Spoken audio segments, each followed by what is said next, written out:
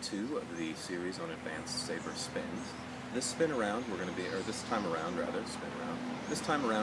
covering the last skill that you're going to need in order to problem solve and create your own moves. And we're going to be getting into the concept of beats. That last skill is what I like to call vining. Now, vining is adding in another dynamic. In the original series, we dealt with this spin, the single spin, and we dealt with the figure 8. Okay, vining is a way of adding in spins without having them be repetitive. You notice here I'm doing the same motion over and over and over again. Okay. Vining adds in the up and down dynamic. Okay, so instead of just doing this same motion, if I were to do this same motion that I'm doing here,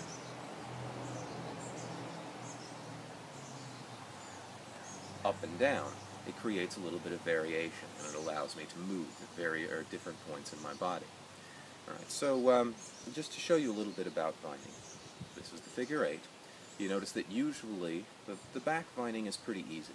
Most of the time your hand is going to go in the direction of the blade. It just follows easier that way. So on a downward wheeled, down. In an upward wheeled, up. Treat it like it's climbing or descending a ladder. Okay, with the other side of that, the forward side here, when we do a usual figure 8, our forward side, I'm using my forearm to control it. My hand is sort of in front of the blade.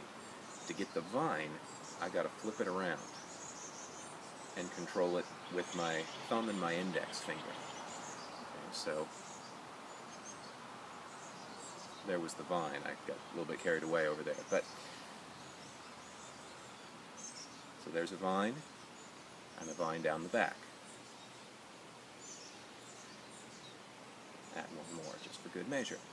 Alright, so with that vine, we give ourselves the ability to make new moves. And the way that I'm going to define a move for this is a move is a sequence of spins that is not repetitive. A sequence of spins that is distinct, that's then going to repeat itself once we repeat the move.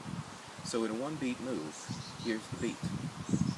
Okay. And I'm using the term beats because I'm defining these moves by the number of times the saber goes down in a specific location. So a one-beat move repeats itself. A two-beat move repeats itself. A three-beat move repeats itself. Okay, a four-beat move, we're going to add in another beat.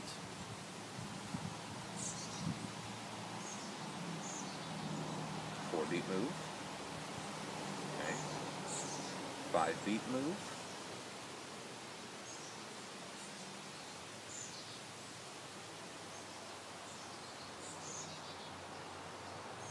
Six-beat move.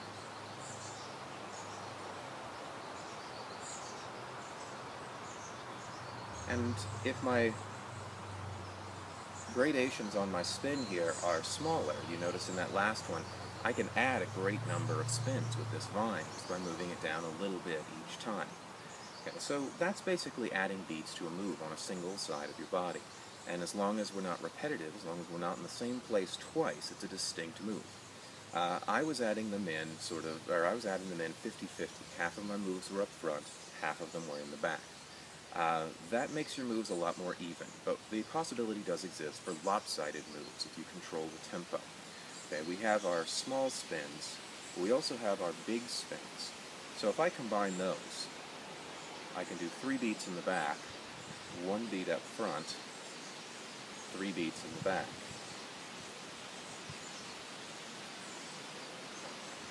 More sweeping moves. Alright, so we can make them lopsided, but if you're going to keep your spins tight and fast and with the wrist, then keep the same number at the front that you have at the back. Alright, so that's basic vining and adding beats. I showed you up through, I think I showed you a 6, but I also showed you like 5 down in the back. So you can see that we can add any number to this. Next time around, what we're going to be dealing with is we're going to be dealing with the concept of taking the standard plum flower, which you'll notice if you reduce things to beats, the constituent parts, is a 5-beat move before it repeats. 1, 2, 3, 4, 5, repeat.